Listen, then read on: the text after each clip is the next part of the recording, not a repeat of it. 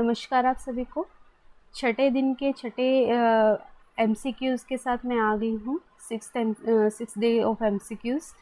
तो शुरुआत करते हैं। शुरुआत करने से पहले फिर वही छोटी सी अरदास है कि अगर आपको चैनल पसंद आ रहा है तो आप सब्सक्राइब कर सकते हैं, और अगर आपको वीडियो अच्छी लग रही है तो आप लाइक कमेंट के ज़रिए मुझे बता सकते हैं। तो चलिए शुरू करते हैं। Question 1, patient came to emergency department with alcohol withdrawal symptom. What symptoms will you observe?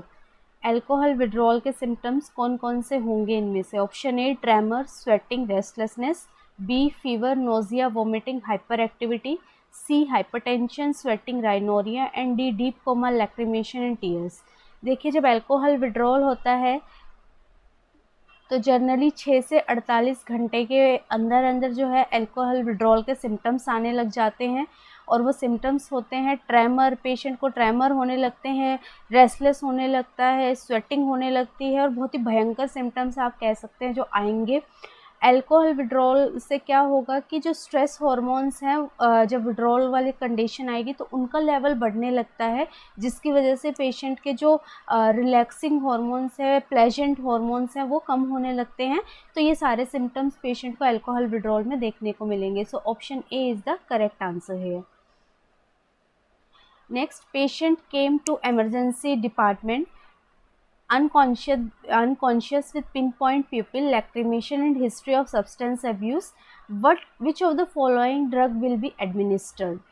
ये देखिए, पेशेंट की पिन पॉइंट प्यूपिल है, जिनको मियोसिस भी बोलते हैं। Pin point प्यूपिल is a characteristic feature of opioid poisoning. Opioid poisoning का characteristic feature होता है, और ओपियोइड पॉइजनिंग है तो ओपियोइड पॉइजनिंग में हम क्या देंगे? उसका एंटीडोट देंगे। Antidote will be naloxone. So option B is the correct answer है। सो नैलेक्सोन क्या करेगा कि लेस देन 2 मिनट्स में अपना एक्शन स्टार्ट कर देगा, और ये बेसिकली क्या होता है? एंटीडोट होता है ओपियोइड पॉइजनिंग के केस में। सो नैलेक्सोन यहाँ पे दिया जाता है क्योंकि सब्सटेंस अब्यूज़ है और मियोसिस पिन पॉइंट प्यूपिल है, which is a characteristic feature of opioid poisoning. So B naloxone is the correct answer. इसके अलावा फ्लूमेजिनिल वगैरह किस केस में दिया जाता है?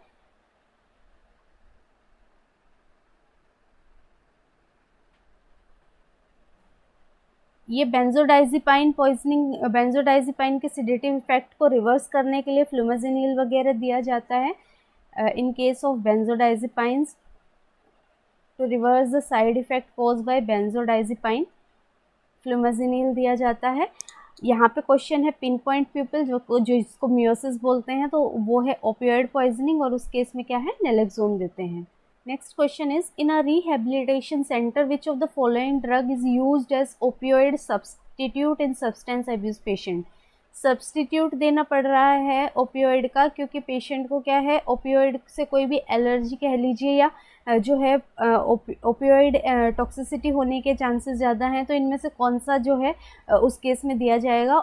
ए ब्यूप्रीनॉर्फिन, बी ब्यूपिनोन, C haloperidol and D क्यूटिपिन।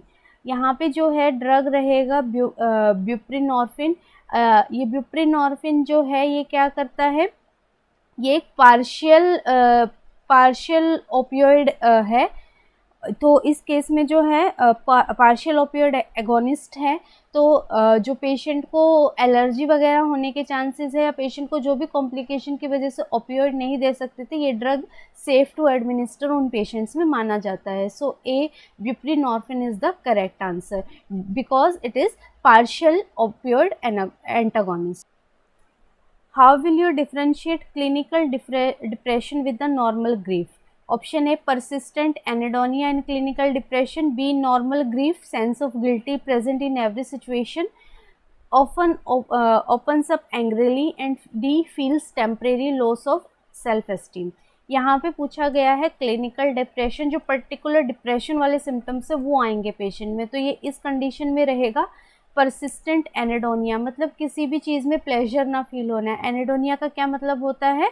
Feeling of displeasure और no pleasure in any situation, तो उसको बोलते हैं एनेडोनिया। और यहाँ पे पेशेंट को, डिप्रेशन वाले को क्या रहता है? परसिस्टेंट एनेडोनिया रहता है। So option A is the correct answer. Which of the following patient are at risk of fluid volume deficient? Option A, patient with wound irrigation, B, ileostomy, C, patient with cardiac disease and D, none.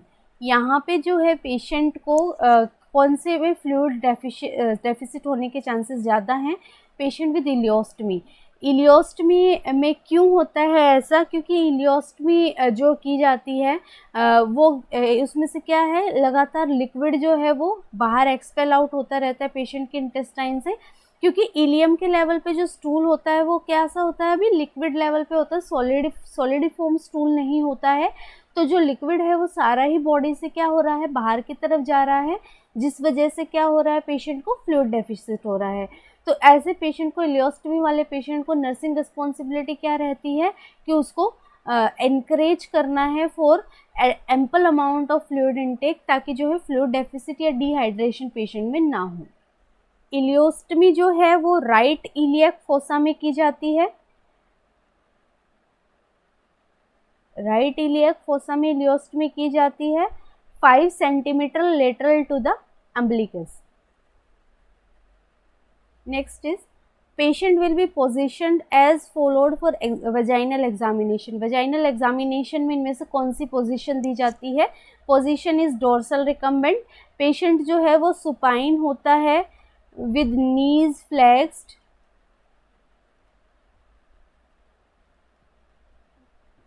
ताकि जो vaginal areas हैं उनको क्या हो सके, अच्छे से वो एग्जामिन कर सके। So dorsal recumbent is the position given for vaginal examination, और यही पोजीशन जो है फीमेल कैथेटराइजेशन के लिए भी यूज़ की जाती है।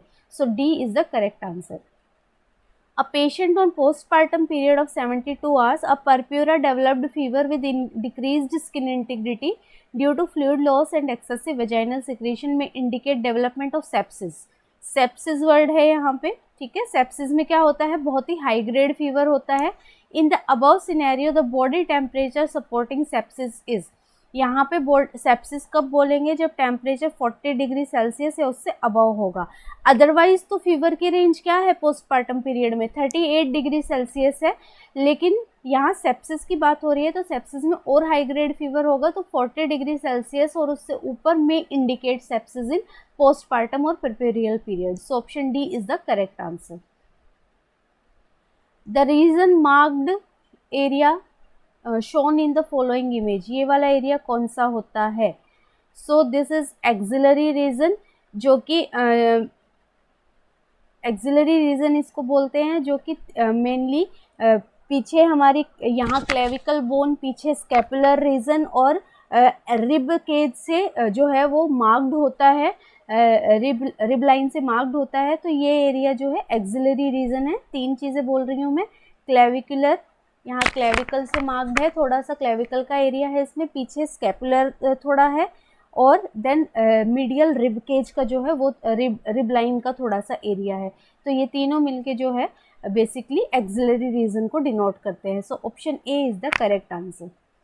Identify the following instrument shown in the image, यहाँ पे जो इंस्ट्रूमेंट है ये क्या है, लैरेंजोस्कोप है। ये जो ऊपर लगा है इसको क्या बोलते हैं, लैरेंजोस्कोप ब्लेड बोलते हैं। जब ईटी ट्यूब इंसर्शन वगैरह करते हैं तो उस जो है वेंटिलेटर ट्यूबिंग्स वगैरह इंसर्ट करते हैं, उस केस में लैरेंजोस्कोप यूज़ होता है फॉर बेटर विजुअलाइजेशन। यहाँ पे इसमें जो है लाइट सोर्स होता है, ये बल्ब होता है, जिससे कि रोशनी जाती है, जब हम अंदर मुंह में डालते हैं तो इजी विजुअलाइजेशन हो जाता है। लैरेंजोस्कोप उस केस में ईटी इंसर्शन वगैरह में यूज़ किया जाता है। ब्रोंकोस्कोप किस में यूज़ किया जाता है, ब्रोंकियोस्कोपी जब हम करते हैं कि ब्रोंक्योल्स को देखने के लिए, या कुछ जो है फंस गया है ब्रोंक्योल्स में जाके उसको एक्सपेल आउट करने के लिए, वो ब्रोंकियोस्कोपी है। वीडियोस्कोप वही होते हैं जिनमें वीडियोस्कोप का मतलब यही है कि छोटे से कैमरे लगा के जो हम अंदर के ऑर्गन्स को जो है विजुअलाइज करते हैं, दैट इज़ वीडियोस्कोपिंग। एंड एंडोस्कोपी किस में होती है, एंडोस्कोपी जब हमारी जीआई ट्रैक्ट में हम एंडोस्कोप डाल के उसको एग्जामिन करते हैं। ये सारे जो स्कोप होते हैं इनको किससे डिसइंफेक्ट किया जाता है, ग्लूटाल्डिहाइड से किया जाता है, क्योंकि वो कैमरे को ख़राब करने की उसकी क्षमता कम होती है, वही रीज़न है। ठीक है, यहाँ पे इंस्ट्रूमेंट पूछा गया है, instrument is laryngoscope, A is the correct answer. Identify the following tube in the image, ये वाली क्या चीज़ है, this is monopolar cautery pencil. ये देखिए कॉटराइज करने के लिए यूज़ होती है ओटी में, सो ये कॉटरी है और इसमें जो आगे है एक पोल है तो ये मोनोपोलर है, अगर यहाँ पे दो इस तरीके से होते तो ये बाइपोलर कहलाती, यहाँ पे वन होने के कारण this is known as monopolar cautery. Option A is the correct answer. Identify the following instrument which is used in the procedure, ये कौन सा इंस्ट्रूमेंट है, this instrument is called true cut biopsy needle. True cut biopsy needle generally उन cases में जहाँ पे हमें fine biopsy की ज़रूरत होती है, और ये जनरली ट्यूमर वगैरह वाले केस में यूज़ की जाती है जहाँ अंदर डीप तक जो है हमें बायोप्सी लेनी होती है। सो ट्रू कट नीडल उन केसेस में यूज होती है। लंबर पंचर नीडल आपको पता ही है, ये देखिए इस तरीके से दिखती है, ये लंबर पंचर नीडल है, अलग अलग साइजेस अलग अलग कलर्स में आती है। जनरली 20 और 22 गॉज की जो नीडल है वो यूज़ होती है, बाकी डिपेंडिंग अपॉन द कंडीशन की कौन सी है। यहाँ पे 20 और 22 गोज की जर्नली यूज़ होती है लंबर पंचर करने के लिए, CSF एक्सट्रैक्ट करने के लिए। ये पंच बायोप्सी होती है, पंच बायोप्सी स्किन के डीप तक, ये देखिए इसका वेवल कितना मोटा है, तो कोई इस तरीके का स्ट्रक्चर है तो उसको डायरेक्टली बाहर निकालने के लिए जो है कोई भी ट्यूमर का हमें जो लार्ज पार्ट चाहिए वो उस केस में पंच बायोप्सी नीडल जो है वो यूज़ होती है। और प्लूरल टैपिंग नीडल जो है, प्लूरल टैपिंग को क्या भी बोलते हैं, थोरासेंटेसिस भी बोलते हैं, या नीडल थोरासेंटेसिस भी इसको बोला जाता है। तो जो लंग्स वाले एरिया हैं उनमें पंचर करके फ्लूइड या एयर को एक्सट्रैक्ट करने के लिए प्लूरल टैपिंग नीडल यूज़ होती है। इनका डायग्राम दिखा दिया है मैंने, अगर पेपर में ये किसी डायग्राम में इस तरीके से भी पूछते हैं तो आपको पता होगा कि ये कौन सी नीडल है। ठीक है, next, identify which of the following retractor is used in abdominal surgery. ये एब्डोमिनल सर्जरी मैंने उस दिन रिट्रैक्टर पढ़ाए थे तब मैंने उसकी पिक्चर दिखाई थी, एक डी शेप में है, इसको क्या बोलते हैं, डॉयंस रिट्रैक्टर बोलते हैं। और ये डॉयंस रिट्रैक्टर जो है ये जर्नली सिजेरियन सेक्शन में यूज होता है एब्डोमिनल कैविटी को ब्रोडन करने के लिए। So option C is the correct answer. Which fluid is health care professional extracting in the below image, इस इमेज में हेल्थ केयर प्रोफेशनल क्या एक्सट्रैक्ट कर रहे हैं, A CSF, B pleural fluid, C cerebral and D peritoneal fluid. ये देखिए कौन सा प्रोसीजर हो रहा है, यहाँ पे लंबर पंचर हो रहा है with the use of lumbar puncture needle. तो लंबर पंचर में हम कौन सा फ्लूइड लेते हैं, सेरिब्रोस्पाइनल फ्लूइड हम एक्सट्रैक्ट करके देखते हैं। किन केसेस में, मेनिंजाइटिस वगैरह वाले केसेस में होता है। पढ़ाया था मैंने कि बैक्टीरियल इन्फेक्शन होता है, बहुत बार क्वेश्चन आता है कि क्या कैरेक्टरिस्टिक फीचर होते हैं, तो बैक्टीरियल इन्फेक्शन या मेनिंजाइटिस अगर बैक्टीरिया की वजह से है तो उस केस में फीचर्स क्या होते हैं, CSF के क्लाउडी हो जाएगा। वैसे तो कैसा होता है, क्लियर फ्लूइड होता है, एलिवेटेड जो है वो प्रोटीन्स हो जाएंगे, डिक्रीज्ड ग्लूकोज हो जाएगा। तो ये सारे फीचर्स होते हैं अगर बैक्टीरियल इन्फेक्शन प्रेजेंट है। यही मॉनिटर करने के लिए हम सेरिब्रोस्पाइनल फ्लूइड लंबर पंचर के थ्रू लेते हैं। यहाँ पे प्रोसीजर है लंबर पंचर, सो फ्लूइड है cerebrospinal, option A. A nurse advised giving an injection of vitamin K to the newborn baby. The root और डोज होती है IM दिया जाता है और 1 mg दिया जाता है at the time of birth. और ये किस चीज़ के लिए दिया जाता है, ब्लीडिंग को प्रिवेंट करने के लिए दिया जाता है, ताकि ब्लीडिंग स्टॉप हो जाए अगर हो रही है तो। क्योंकि जो नॉर्मल विटामिन के है वो हमारी गट में बनता है और बच्चे की जो इंटेस्टाइन है वो इतनी मैच्योर नहीं होती उसका फ्लोरा कि वो विटामिन के को अपने आप बना सके। तो इसीलिए बच्चे को हमें आर्टिफिशियल सप्लाई देनी पड़ती है और वो बर्थ के टाइम पे हम ब्लीडिंग को प्रिवेंट करने के लिए देते हैं। सो डोसेज है 1 mg IM, option A.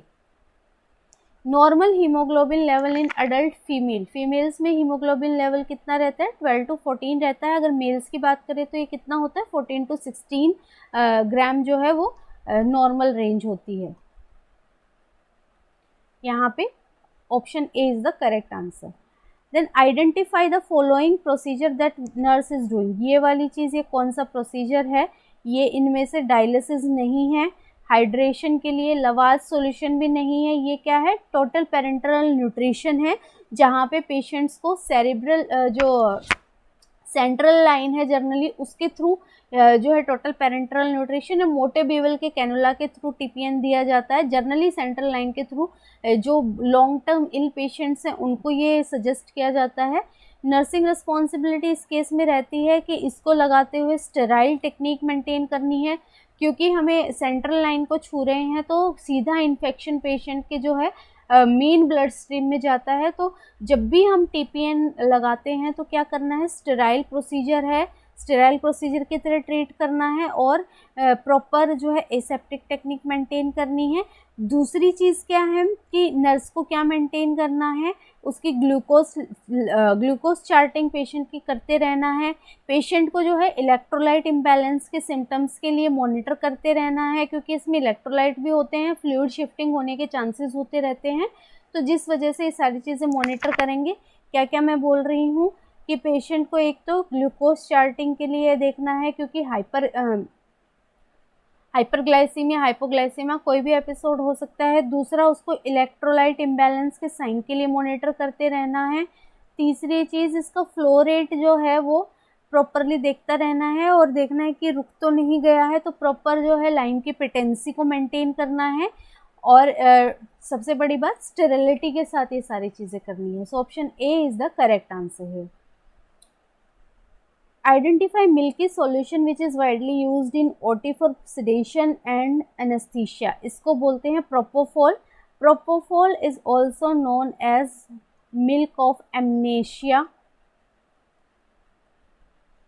Milk of amnesia इसको बोला जाता है। मिल्क तो बोला जाता है किसकी वजह से, इसकी क्लाउडीनेस की वजह से। एमनेशिया क्योंकि ये शॉर्ट टर्म जो है मेमोरी को लॉस कर देता है, सारी चीज़ों को भुला देता है, तो एमनेशिया कर देता है, इसीलिए इसको बोला जाता है मिल्क ऑफ एमनेशिया या मिल्क ऑफ मैग्नीशिया के नाम से भी ये जाना जाता है। सो इसका दूसरा क्वेश्चन बन सकता है कि मिल्क ऑफ एमनेशिया किसको बोलते हैं, कौन से ड्रग को बोलते हैं। प्रोपोफोल को ये बोला जाता है और ये मिल्की वाइट कलर का होता है एनेस्थीसिया सेडेशन इंड्यूस करने के लिए। So option A is the correct answer. Nurse advise to administer injection metronidazole, she knows the action of drug. Metronidazole है, ये एक ब्रॉड स्पेक्ट्रम एंटीबायोटिक है। So option C is the correct answer. Nurse taking care of chronic renal dysfunction patient, which diet she should advise to the patient. ऐसे patient को sodium potassium नहीं देना है क्योंकि किडनी डिसफंक्शन है।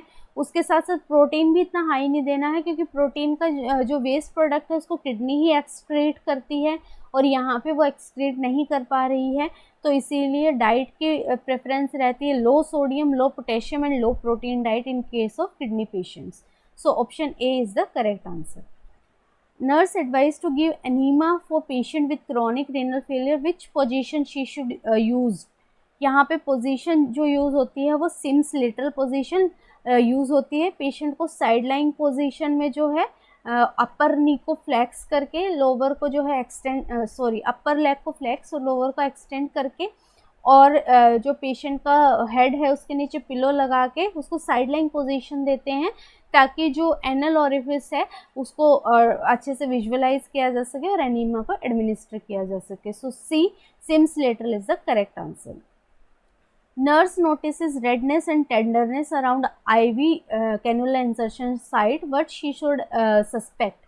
यहाँ पे क्या हो गया है, फ्लेबाइटिस हो गया है। मैंने एक क्वेश्चन कराया था जहाँ पे मैंने अच्छे से डिफरेंस समझाया था कि किसको इन्फिल्ट्रेशन बोलते हैं, किसको फ्लेबाइटिस बोलते हैं, किसको हीमेटोमा बोलते हैं। यहाँ पे ये फ्लेबाइटिस है क्योंकि टेंडरनेस है और रेडनेस है। और इन्फिल्ट्रेशन में क्या होता है, मेन फीचर कूलनेस होता है, क्योंकि बाहर जो है फ्लूइड आ जाता है जिसकी वजह से ठंडापन वहाँ पे महसूस होता है। सो यहाँ करेक्ट आंसर है phlebitis D. A doctor has asked the patient nurse to insert Ryle's tube डालने के लिए बोला है और बोला है वूश टेस्ट नहीं करना है। वूश टेस्ट कैसे करते हैं, जब हम एनजी ट्यूब को डालते हैं तो जनरली क्या करते हैं, एनजी ट्यूब डालने के बाद हम 3 चेक्स करते हैं कि एनजी ट्यूब अपनी प्लेस पे है या नहीं है। एक तो उसके टिप को जो है वाटर बाउल में डाल के देखते हैं। वाटर बाउल में डालेंगे और अगर बुलबुले आ रहे हैं तो इसका मतलब वो कहाँ पे है, लंग्स में है, उसको निकाल लेंगे बाहर। दूसरी चीज़ हम एस्पिरेट करके देखेंगे, अगर वो स्टमक में है तो एस्पिरेट होगा, एयर नहीं आएगी, एस्पिरेट आएगा थोड़ा बहुत। और तीसरी चीज़ हम क्या करते हैं कि स्टेथ को हम जहाँ पे उसका टिप होता है वहाँ पे स्टर्नम पे प्लेस करते हैं और 10 ml एयर को एकदम से पुश करते हैं और स्टेथ से सुनते हैं कि टक से साउंड आई है या नहीं आई है, उसको हम बोलते हैं वूश टेस्ट। तो यहाँ पे वूश टेस्ट क्या है, push air in tube and auscultate, इसको बोलते हैं वूश टेस्ट। और ये प्लेसमेंट चेक करने के लिए बोलता है, यहाँ बोला गया वूश टेस्ट नहीं परफॉर्म करना है, तो वूश टेस्ट क्या होगा, एयर को पुश करना और अस्कल्टेट करने को हम वूश टेस्ट बोलते हैं। Why gastric lavage is contraindicated in acid poisoning. ये देखिए यहाँ पे अगर इस तरीके से किसी ने एसिड पी लिया है, ठीक है, एसिड ने एक बार तो क्या कर दिया है, म्यूकोसा को बर्न कर ही दिया है। अगर लवाज करेंगे, लवाज में क्या है, उल्टी करा रहे हैं, तो अगर लवाज करेंगे तो क्या होगा, ये एसिड वापस से ऊपर की तरफ आएगा, तो दोबारा से जो म्यूकोसा बर्न होने के चांसेस हैं वो ज़्यादा हो जाएंगे, बहुत ही ज़्यादा इंजरी जो है म्यूकोजल मेम्ब्रेन को हो जाएगी। तो यहाँ पे क्या किस लिए नहीं देते हैं, क्योंकि ये क्या करेगा, री एक्सपोजर कर देता है एडिशनल इंजरी में। मैंने बताया ना कि एक बार तो इंजरी हो ही गई, अब दोबारा से ऊपर की तरफ आ रहा है तो दोबारा से इंजर करेगा वो हमारी म्यूकोसल लाइनिंग को। So option B is the correct answer. Priority action of the patient with agitation, agitated है पेशेंट, एजिटेट है पेशेंट तो क्या करते हैं, जनरली जिस चीज़ से एजिटेट है उस स्टिमुलाई को रिमूव कर देते हैं और पेशेंट को अकेला छोड़ देते हैं। जनरली हम भी इरिटेट होते हैं तो क्या है, अगर कोई बार बार पोक कर रहा है तो इरिटेशन बढ़ती है, तो इसी तरीके से पेशेंट जब एजिटेटेड होता है तो स्टिमुलाई को वहाँ से रिमूव करना है। So option C is the correct answer कि इन्वायरमेंटल स्टिमुलाई को डिक्रीज कर देना है और पेशेंट को एक सेफ प्लेस पे भेज देना है ताकि पेशेंट खुद को हार्म ना कर सके। तो ऑप्शन सी यहाँ पे करेक्ट आंसर है। So next question, following all are the blood transfusion complications except TRALI. TRALI क्या होता है, ट्रांसफ्यूजन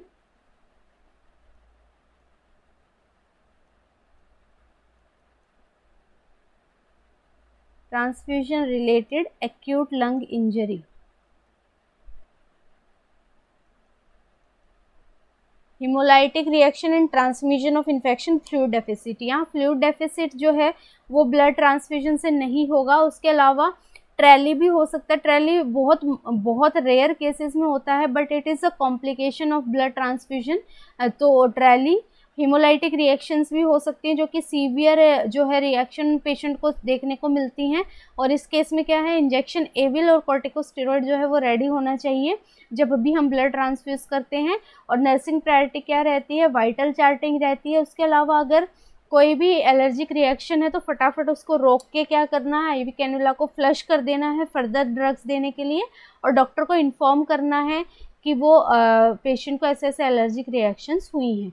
यहाँ पे ब्लड ट्रांसफ्यूजन की कॉम्प्लिकेशन क्या नहीं है, फ्लूइड डेफिसिट नहीं है। So D is the correct answer.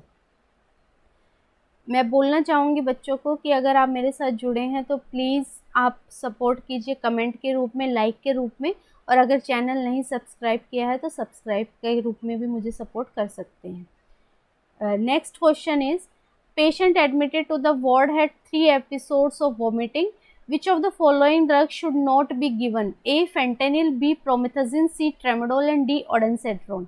यहाँ पे ट्रेमाडोल नहीं देते हैं, सेंट्रली एक्टिंग ओपियोइड है। तो ये ट्रेमाडोल क्या करता है कि जो हमारे वोमिटिंग को और इंड्यूस करता है, और क्योंकि ये जीआई जो हमारा जीआई सिस्टम है उसको अपसेट करता है, इरिटेट करता है, जिस वजह से जो वोमिटिंग होने की फ्रीक्वेंसी है, टेंडेंसी है, वो बढ़ जाती है। तो इस केस में हम ट्रेमाडोल नहीं देंगे। So option C is the correct answer. Then social skill training for schizophrenia patient is done for which symptoms. दो तरीके के सिम्टम्स होते हैं, positive and negative. Positive symptoms में आते हैं हेलुसिनेशन, डिल्यूजन वगैरह, और नेगेटिव सिम्टम्स में आते हैं एनेडोनिया, नो सोशल इंटरेक्शन, तो इस केस में पेशेंट को सोशल स्किल ट्रेनिंग दी जाती है ताकि इन सिम्टम्स को इम्प्रूव किया जा सके और पेशेंट जो है थोड़ा सा कॉन्फिडेंस बूस्ट किया जा सके पेशेंट पे। So A negative symptom is the correct answer, जिसके लिए क्या दी जाती है, सोशल स्किल ट्रेनिंग पेशेंट को दी जाती है। Next is following are the use of central line catheter except, इनमें से सेंट्रल लाइन कैथेटर के क्या यूज है, सीवीपी मॉनिटरिंग है, एडमिनिस्टर करता है मेडिकेशन को भी और टीपीएन एडमिनिस्ट्रेशन के लिए भी है। लेफ्ट वेंट्रिकुलर फंक्शन जो है वो सेंट्रल लाइन से हम असेस नहीं कर सकते हैं, जो यहाँ पे हम असेस करते हैं वो सीवीपी असेस करते हैं, central Venus pressure, medication administer करने के लिए और टोटल पेरेंटल न्यूट्रिशन के लिए भी हम सेंट्रल लाइन यूज करते हैं। सिर्फ लेफ्ट वेंट्रिकुलर फंक्शन जो है इससे असेस नहीं हो सकता। So option C is the correct answer. Then sign symptoms of acute blood loss, acute blood loss में क्या हो जाएगा, हाइपोटेंशन हो जाएगी और टेकिकार्डिया, क्योंकि हार्ट क्या है, जो ब्लीडिंग लॉस हुई है उसको कंपनसेट करने के लिए फास्ट फास्ट ब्रीथ करने लग जाएगा, तो टेकिकार्डिया पेशेंट में प्रेजेंट होगा और हाइपोटेंशन हो जाएगी क्योंकि ब्लड लॉस से वॉल्यूम गया है और वॉल्यूम जाने से क्या है, हाइपोटेंशन में रिजल्ट करेगा। So C is the correct answer. Which of the following drug is preferably administered immediately after delivery, after delivery of the baby, जब प्लेसेंटा डिलीवर होते ही जनरली ऑक्सीटोसिन 10 यूनिट्स IM दिया जाता है, क्योंकि ये क्या कर रहा है, कॉन्ट्रैक्शंस को स्ट्रॉन्ग कर देता है ताकि जो प्लेसेंटा है और उसके रिटेन्ड कंसेप्शंस है वो अच्छे से एक्सट्रैक्ट आउट हो सके। सो option A oxytocin 10 units is the correct answer. Which of the following is not involve in chest physiotherapy, chest physiotherapy में क्या है कि जो सिक्रीशंस हैं उनको एक्सपेल आउट करने के लिए चेस्ट फिजियोथेरेपी करवाई जाती है, और कौन सा इन्वॉल्व नहीं होता है, चेस्ट फिजियोथेरेपी में नेबुलाइजेशन नहीं होता है, उसके अलावा परकशन, इस तरीके से परकस करके कफिंग करवा के वाइब्रेशन करवा के तो क्या है, सिक्रीशंस को एक्सपेल आउट कराया जाता है। सिर्फ nebulisation is generally part of respiratory thing but not a part of chest physiotherapy. So A is the correct answer. The movement towards the midline, midline की तरफ movement को हम बोलते हैं medial rotation. मीडियल रोटेशन इसको बोला जाता है। जनरली जब हम मीडियल प्लेन की तरफ पूरी बॉडी को मूव कर रहे हैं, जैसे एक पेशेंट लेटा हो और वो अपने पैर को मीडियली मूव कर लेता है टुवर्ड्स द मिड लाइन, तो उसको बोलते हैं medial rotation. So option C is the correct answer here. OT nurse sterile drum open कर रही है, गॉज पीस ले रही है चिटल से और उसको जो है दूसरे बेयर हैंड में लेके उसको स्टेराइल एरिया में रख रही है। Which one is the correct among this? Sister is not doing wrong, she should ask the scrub nurse to open the drum, she is not wearing gloves, she is not doing right thing. यहाँ पे क्या है कि वो क्या कर रही है, सही नहीं कर रही है, क्योंकि वो क्या है, चिटल से लेने के बाद उसको डायरेक्टली स्टेराइल एरिया में क्या करना होता है, ड्रॉप करना होता है। ड्रम जो है स्टेराइल नर्स नहीं खोलती है क्योंकि ड्रम का ऊपर का पार्ट अनस्टेराइल माना जाता है, तो जो फ्लोर नर्स है वो ड्रम को ओपन करेगी, चिटल डालेगी और जो भी चीज़ उठाई है उसको एज इट इज़ ऊपर से स्टेराइल एरिया में ड्रॉप कर देती है।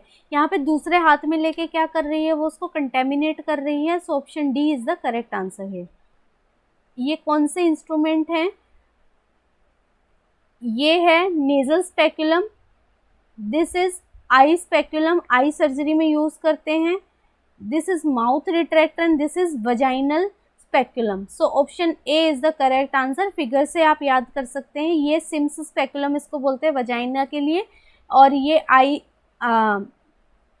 ये वाला माउथ रिट्रैक्टर होता है जब माउथ को ओपन करने के लिए यूज करते हैं। This is I speculum and this is nasal speculum. So option A match करना था, option A is the correct answer here.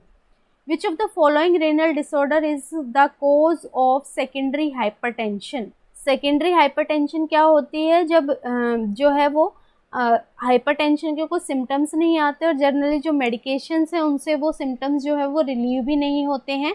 तो यहाँ पे जो रीनल डिसऑर्डर्स हैं वो सेकेंडरी हाइपरटेंशन कॉज करते हैं। तो glomerular nephritis, artery stenosis, chronic nephritis तीनों ही कॉज होते हैं सेकेंडरी हाइपरटेंशन की। यहाँ बीपी सिस्टोलिक जनरली 180 mmHg से भी ऊपर चला जाता है और मेडिकेशन से रिस्पॉन्ड नहीं करता है, सबसे बड़ी बात। सो सेकेंडरी हाइपरटेंशन के जो रीनल डिसऑर्डर्स होते हैं वो कॉजेज होते हैं। So D is the correct answer.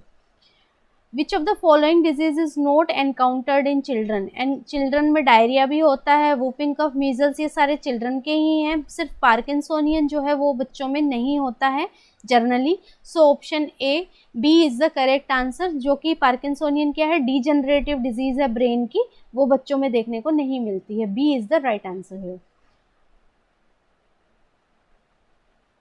Nurse जो है एक कॉलेज स्टूडेंट को जिसको रिसेंटली डायग्नोसिस हुआ है अस्थमा, उसको काउंसिल कर रही है, किस एस्पेक्ट पे वो फोकस करेगी? Option A teaching how to make a room allergy free, allergy free कैसे करना है, सपोर्ट ग्रुप उसको बताएगी, और arrange with the college to ensure speedy recovery, और इवेल्युएट करेगी कि लाइफस्टाइल चेंजेस अंडरस्टूड किए हैं या नहीं। जो है अस्थमा में लाइफस्टाइल चेंजेस करने बहुत ज़रूरी हैं, नहीं तो वो क्या होते रहते हैं, एग्रावेट होते रहते हैं एपिसोड। तो जब वो उसको काउंसिल कर लेगी, उसको ये दोबारा पेशेंट से पूछ के कि उसने जो है समझा है इस चीज़ को कि लाइफस्टाइल चेंजेस कितने ज़रूरी हैं या नहीं। सो option D is the correct answer. Streptomycin should not be given by mouth but by injection, because क्योंकि ये क्या नहीं है, एब्जॉर्ब नहीं होता है जब माउथ से दिया जाता है, और जो गैस्ट्रिक जूसेस हैं वो इसको डैमेज कर सकते हैं ड्रग को, जिसकी वजह से इसको हमेशा आईएम इंजेक्टेबल फॉर्म में ही दिया जाता है। So option A is the correct answer. Rigor mortis is a sign of death, sign after death it occurs due to stiffening of the body, क्योंकि राइगर मोर्टिस में क्या है, एयर जब death हो जाती है तो सारे जो ऑरिफिसेस हैं, नेक, नोज, ईयर, एनल ऑरिफिस, सबको क्या कर दिया जाता है, क्लोज कर दिया जाता है, ताकि एयर बॉडी में एंटर ना हो, और एयर अगर बॉडी में एंटर हो जाती है तो स्टिफनिंग कॉज करती है, जिसको क्या बोलते हैं, राइगर मोर्टिस बोलते हैं। So B is the correct answer. Sunken fontanelle is sign of which of the following, sunken fontanelle किसका साइन होता है, डिहाइड्रेशन का साइन होता है। बच्चों के फोंटेनल असेस करके बच्चों के डिहाइड्रेशन या इंक्रीज्ड आईसीपी को असेस किया जा सकता है। So option C is correct here. Antiemetics are administered to, antiemetics किस लिए होते हैं, वोमिटिंग को रिड्यूस करने के लिए, जैसे ऑडेंसेट्रॉन वगैरह होते हैं, पैरिनोम, ये सारे क्या है, एंटीएमेटिक्स है। So D is the correct answer. Vitamin B12 and folic acid deficiency cause, इन दोनों के डेफिशिएंसी से होता है मेगालोब्लास्टिक अनीमिया जो है, और इसीलिए जो है जो आरबीसीज का साइज होता है वो एबनॉर्मली इंक्रीज हो जाता है मेगालोब्लास्टिक अनीमिया में due to the deficiency of vitamin B12 and folic acid. So C is the correct answer. What is the end product of protein, protein का एंड प्रोडक्ट होता है, प्रोटीन डाइजेशन का end product is amino acid, protein बनता है amino acid से। So building blocks भी protein के amino acid हैं, और जब ब्रेक होते हैं तो प्रोटीन डाइजेशन का एंड प्रोडक्ट भी क्या होता है, अमाइनो एसिड होता है। A is the correct answer.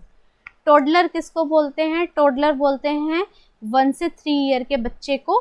Neonate किसको बोलते हैं हम, 0 से 28 दिन के बच्चे को। और उसके बाद हम इन्फेंट किसको बोलते हैं, अप टू 1 ईयर के बच्चे को। और टोडलर 1 से 3 साल के बच्चे। Then false perception with stimuli is known as illusion, stimuli present है, जैसे किसी को रस्सी का सांप दिखना, ठीक है, उसको क्या बोलते हैं, रस्सी तो है वहाँ, ठीक है, प्रेजेंट तो है कुछ ना कुछ, उसको सांप उसने समझ लिया है, तो वो क्या है, इल्यूजन है। या फिर जब हम ड्राइव करते हैं तो ऐसा लगता है सामने पानी है, ठीक है, तो वो क्या है, स्टिमुलाई तो है, मिराज उसको बोलते हैं, mirage with in absence of stimuli. लेकिन इल्यूजन में क्या होता है, प्रेजेंस ऑफ स्टिमुलाई में हम उसको कुछ और सोच लेते हैं, जिसको हम बोलते हैं illusion. Removal of entire lung, entire lung के रिमूवल को हम क्या बोलते हैं, निमोनेक्टमी बोलते हैं, जब entire lung generally lung cancer वगैरह वाली कंडीशन में रिमूव कर दिया जाता है। Anti sterility vitamin, anti sterility vitamin बोलते हैं विटामिन ई को भी। विटामिन ई को हम इसलिए बोलते हैं एंटी स्टेरिलिटी विटामिन, क्योंकि इसकी डेफिशिएंसी से स्टेरिलिटी जो है वो रिजल्ट हो सकती है, तो इसीलिए इसको क्या है, अच्छे से लेना है। इसका साइंटिफिक नेम या केमिकल नेम क्या है, टोकोफेरोल विटामिन ए को बोलते हैं, और दूसरे इसको किस तरीके से जानते हैं, एंटी स्टेरिलिटी विटामिन के नाम से। The umbilical cord, umbilical cord में जनरली 2 आर्टरी और 1 वेन होती हैं। 7th वीक ऑफ कंसेप्शन तक जनरली अम्बिलिकल में 2 आर्टरी एंड 2 वेन होती हैं, 7th वीक ऑफ प्रेगनेंसी तक। उसके बाद एक अम्बिलिकल वेन डिसअपियर हो जाती है, तो जो फाइनल होता है बच्चे में, जिसमें 2 आर्टरी और एक वेन होती है। तो which position will you change a client with hypovolaemic shock? Hypovolaemic shock हुआ है, पेशेंट को कौन सी पोजीशन देंगे? So option D Trendelenburg is the correct answer, क्योंकि जो है लेग्स को एलिवेट कर देते हैं ताकि जो ब्लड फ्लो है वो वाइटल ऑर्गन्स की तरफ ज़्यादा हो। सो option D is the correct answer. So this was all about today. अगर आपको वीडियो पसंद आई है तो प्लीज़ कमेंट करके मुझे ज़रूर बताइएगा। Thank you.